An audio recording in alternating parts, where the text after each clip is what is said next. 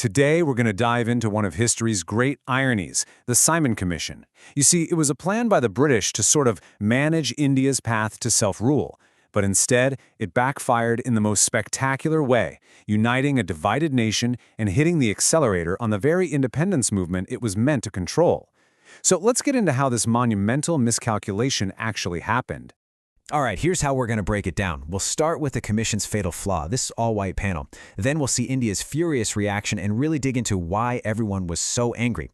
After that, we'll look at the heartbreaking, brutal cost of the boycott. And finally, we'll uncover the Commission's most surprising legacy, how its failure actually lit a fire under the fight for freedom. Just 3 words, Simon, go back. But in 1928, this wasn't just some catchy phrase.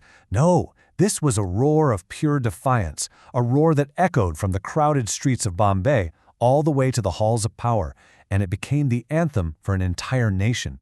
So you have to ask, right? What was it about this one commission that caused such a massive, unified explosion of anger? How did 3 simple words manage to ignite a firestorm across the whole subcontinent? Answering that? Well, that's the key to understanding this entire pivotal moment in history. Okay, so let's start at the very beginning, with the Commission's creation. The setup that, honestly, was doomed from the get-go. So its official name, the really formal one, was the Indian Statutory Commission. It was set up in 1927, but everyone calls it the Simon Commission because its chairman was a guy named Sir John Simon. Now, its job, on paper, was to take a look at the current law of the land, the Government of India Act of 1919, and figure out what the next steps for reform in India should be. And if you look at their to-do list, it sounds pretty reasonable.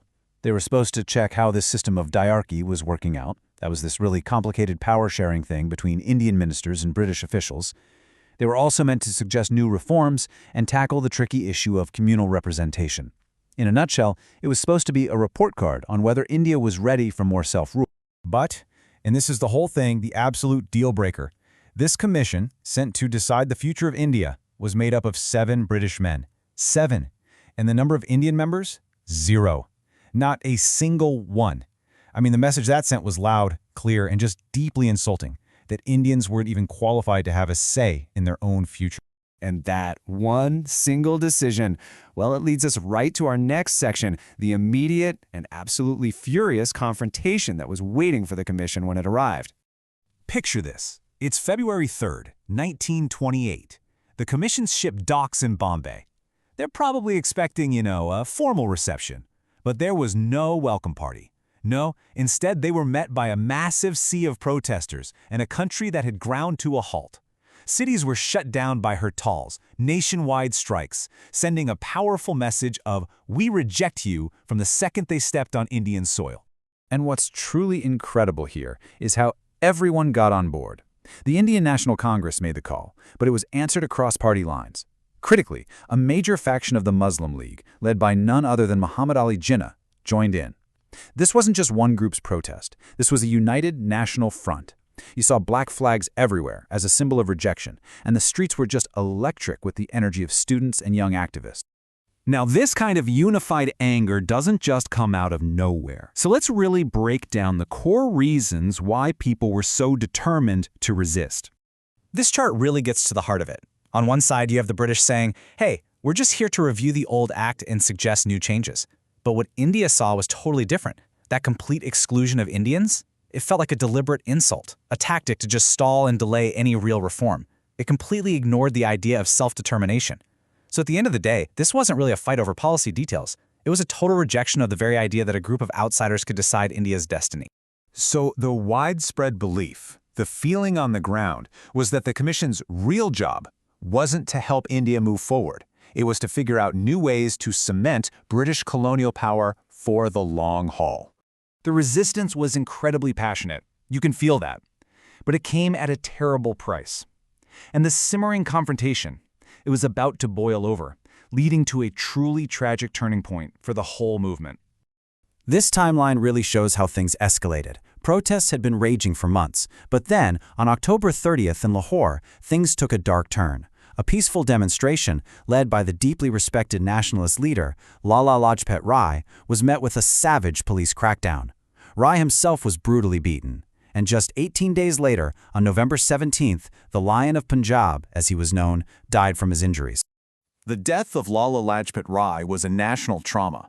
It was like a spark in a powder keg. It instantly transformed him into a martyr for the cause of independence. You know, if the British thought this would silence the protests, they were dead wrong.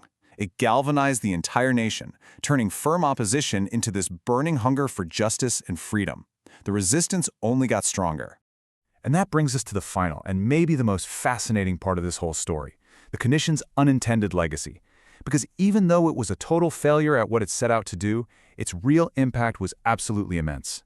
It's really like a chain reaction, a set of dominoes falling one after the other. First, the commission is rejected. Then, in response, Indian leaders draft their own plan, the Nehru Report. Then, and here's the irony, the Simon Commission's own report eventually influences the next big law, the Government of India Act of 1935. And the whole time, the independence movement just gets stronger and more unified than ever before. The Nehru Report was a huge deal. It was India basically saying, fine, you want a plan for India's future? Here's our plan. It was India's own constitutional blueprint. It called for dominion status, which is basically self-governance like Canada had, and it laid out a vision for a secular, democratic nation. And crucially, it rejected the idea of separate electorates based on religion. And funny enough, the Simon Commission's findings did eventually shape the Government of India Act of 1935. It got rid of that failed diarchy system and gave provinces more autonomy. But you know what? It was way too little, way too late. It stopped short of real self-governance, and by that point, that's all anyone wanted. It just pushed the demand for Purna Swaraj, complete, total independence, into overdrive. And there's another thing that happened during all these protests. They became a kind of training ground for a new generation of leaders. These passionate demonstrations gave a national stage to younger, more radical revolutionaries. People like Bhagat Singh, whose response to Lala Lajpat Rai's death really cemented his place as a legend in a freedom struggle. So if you remember one thing from all of this, let it be this. This Simon Commission's greatest legacy was its own failure. The British attempt to sideline Indians from their own future backfired spectacularly. It forced all these different, often fighting political groups to find a common enemy, and that forged a national unity that became the bedrock for the final push to independence. Which leaves us with one last question to think about. By underestimating the will and the self-respect of the Indian people so badly, was the Simon Commission Britain's single biggest strategic blunder on the road to Indian independence? An error that, ironically enough, pretty much guaranteed that independence would happen.